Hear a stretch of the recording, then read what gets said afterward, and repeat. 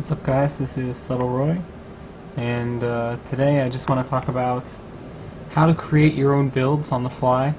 And this is going to be a bit of an impromptu, I don't know, freeballed, I guess, if you will, instructional video, so just bear with me. So the idea behind this video is, how do you create your own builds?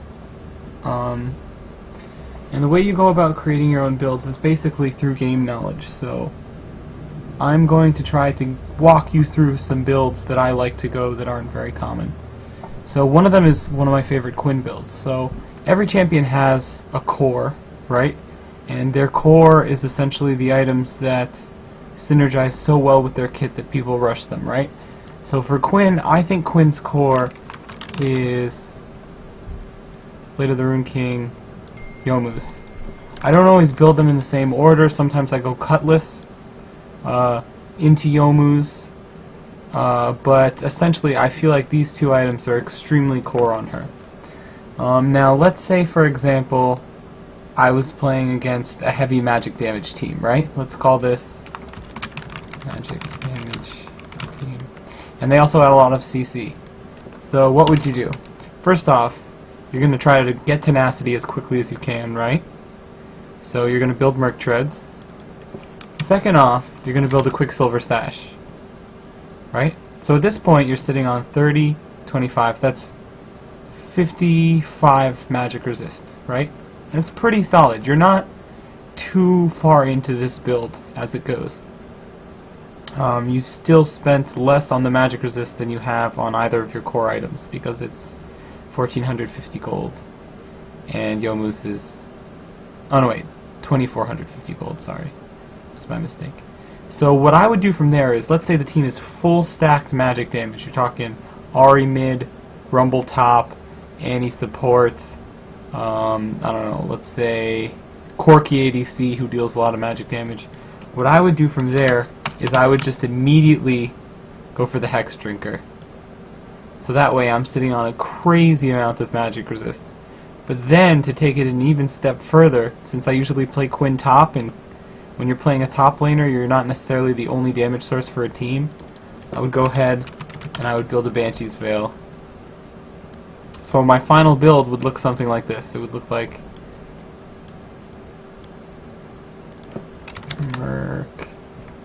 Mercurial Scimitar, Hex Drinker, Banshees. Okay, now this build is 55 magic resist, 40 magic resist plus the extra magic resist depending on how much damage you take, so we'll just call it 40. Let's call it 45 so we can split even at 100. Or let's call it, yeah, let's call it 45. So 45, 50, that's 100, 35, 135, 25, 100, 60. So this is 160 magic resist on top of Quinn's core build, and she's also getting Maw of Malmatoris, which gives AD, and Merc Scimitar, which gives a lot of AD. So this is the magic resist build. So do you see what the idea is? The idea is you build your core, and then after your core, whatever that is, it could be Youmuu's Ghostblade, it could be, I don't know, Sunfire Cape, Spirit Visage, whatever your core is, and then you start to build depending on the team comp. Okay, so now let's take this same exact idea, right? Let's say instead of a full magic damage team, I was playing Quinn against Zed mid and Riven top with Rek'Sai jungle, right? Just full, and Draven ADC, just full physical damage team. So this is the build that I would go against them. I would build my core, so I would build Youmuu's Blade. And then what I would build is I would build Ninja Tabi. I would build Randuin's. You could also build a Frozen Heart if you want to, but I don't think CDR is entirely necessary on Quinn. It's nice, it's just she doesn't really need the mana. I would much rather have this low in the health. And then from there, it's completely subjective what I build. I could build Iceborne Gauntlets. I just said she doesn't need the mana, but you know what? I'm gonna forgo this item. You can build a Thorn Mail, and then to round out the build, you could build something like a Frozen Mallet, just to get the extra health. So you see what's going on with this build is you're stacking resists for whatever you're dealing with. So we'll call this final physical damage build. So the thing both builds have in common is the core items. Core items differ from champion to champion. Some champions don't even have core items. You can just build whatever you want, and it won't really hinder the champion necessarily. So, and also what people perceive to be core is very different depending on who you ask, because people like to play their champions differently. So I'm trying to think of another example of something you could do along the lines of this. You could swap out the Frozen Mallet for a Bloodthirster because you're not dealing with anyone tanky. And yeah, that's actually the build I go, so let me do that. Bloodthirster. This is the build that I would go, and I'll explain why. So the basic idea is if you're playing against all assassins, no one is going to build tanky. Maybe Rek'Sai will build tanky, but he's not going to get tanky enough to defend his backline. And lifesteal is most effective against squishy targets, because squishy targets get hit the hardest, and therefore squishy targets return the most health back when you hit them. So in a straight up 1v1 duel, whoever has the most lifesteal and the least armor is probably whoever has the most lifesteal against the target with the least armor is probably going to win. So this is the build that I go against full physical damage assassins, or something like this. It might vary a little bit depending on the game. But yeah, so these are two instances of how you can change your items to better adapt to a game and the necessities of a given game. So let me think of another instance of something we could do. Okay, let's say you're playing Lysandra, right? Let's say you're playing Lysandra and you are playing against Zed. So this is a different instance where the core item is changeable, and depending on how you're doing, you can build one of several things. So if you're doing well, what you want to do is build a Morellonomicon. If you're not doing so well, what you want to do is rush Zhonya's. So this is what I would consider her core, and it just so happens that her core happens to also counter Zed. But let's say she's playing against a full physical damage team, right?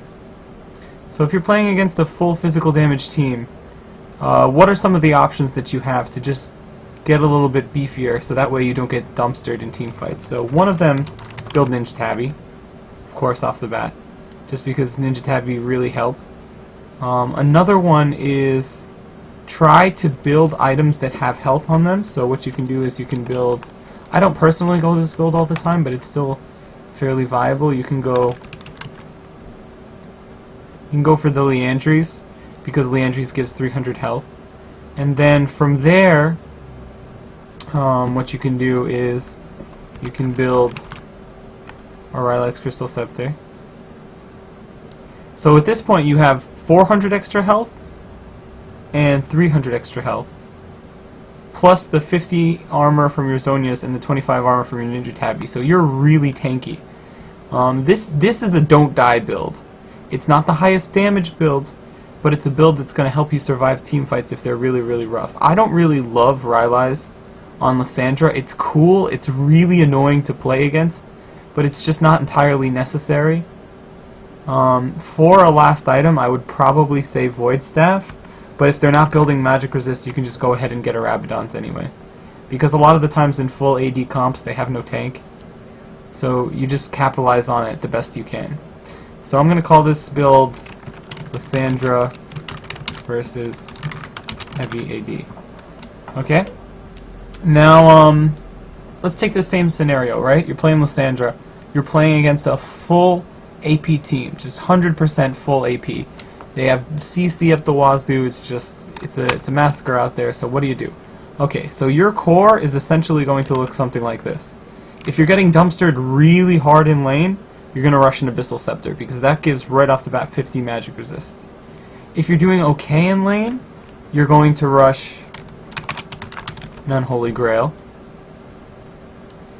and Merc Treads. So these items are what I would call core against a really heavy AP comp. You don't have to build them. You don't even necessarily need an Unholy Grail. I just think CDR is really nice on Lysandra. And then from there, if you're playing really defensively and you're just, like, let's say there's a style of Lysandra where you're just initiating and using your ult, you're going to want to Zhonya's. And then from there, you can go, let's say, you know what? Let's say Void Staff, because AP comps tend to have at least one tank. Void Staff, and then let's just say a Banshee's Veil, since QSS doesn't really do anything. So yeah, are you starting to see how the enemy team's composition should affect your build? It should always affect your build. So we're going to call this Lysandra versus Heavy AP. Okay, and yeah, you could have swapped out the Rabadons in this build for Aranduins. I just don't think it's necessary because Lysandra has so many slows to begin with. She's just a mage that's like chock full of ways to CC people. Let me think. You know what else you could swap this out for is a Rod of Ages for even more HP. But I don't particularly like Rod of Ages on Lysandra. I've seen people be successful with it, and it's definitely a legitimate thing to build, but you have to build it so early that you forego your early Zhonya's or your early Morellonomicon, so I just can't vote for it, necessarily. Okay, so the last thing I wanted to do was talk about tanks, and how being a tank should affect your build. So, let's say that you're playing Shen, right? So for Shen, the core item is Sunfire Cape, because he can't push waves without it. So Shen, and let's say you're playing Shen, and the AP carry gets really, really fed, right? The AP carry gets extremely fed, they're going in your jungle, they're blowing you up. So at that point, or not jungle, they're going in your lane, they're blowing you up, even if, let's say, you're laning against like a Riven or something. So at that point, it's your prerogative to rush magic resist. So this is Shen versus AP gets fed. Because you also have to take into account who gets fed. And ultimately, it's whoever gets fed that's going to carry the game, unless it's like an 80-minute game and everyone gets fed. And even then, it comes down to who's the best players, and usually the people who know how to get fed know how to carry games. So for Shen, let's say your core is Sunfire Cape, but then immediately after, you want to get a Banshee's Veil, because Banshee's is ultimately the more defensive item than Spirit Visage. Spirit Visage is a little greedy, because you go for the CDR, and you can't afford that if you're getting blown up. You also want to get Merc Treads. Now from here, you have an option. You can continue to build physical resists and stack armor, or you can keep building magic resist since you know the AP carry is fed and you're the front line. So if I were this Shen, I would just go right ahead, get a Locket, get a Spirit Visage, and maybe just throw in Aranduins for good measure, so that way you have a slow. And this would be my build against a fed AP carry. I would get it specifically in this order, and I would do this probably every single game, because even though you'll do no damage, you'll be able to soak so much damage that it'll be like the AP carry never got fed. So similarly, let's say you're playing Shen versus ADC gets fed, right? Let's say you're playing Shen versus the ADC gets fed. What you basically have to do is you have to stack so much armor that when they're hitting you, they are hurting themselves and doing no damage. And you need to sit in front of your team and just be that tank. So I'm going to show you what that build would look like. First off, you need your Sunfire Cape so you can push waves. That's the core. Then you need Ninja Tabi. This is why a tank is every ADC's worst nightmare if there's no mixed damage on the team. Because tanks can get to a point where ADCs just don't do damage to them. You need a Thornmail or a Randuin's depending on the situation. I would go for Thornmail because it's more of an aggressive item and it helps you push waves also. Then I would go for Randuin's for the slow. Then from there, I think I would go for a Warmogs.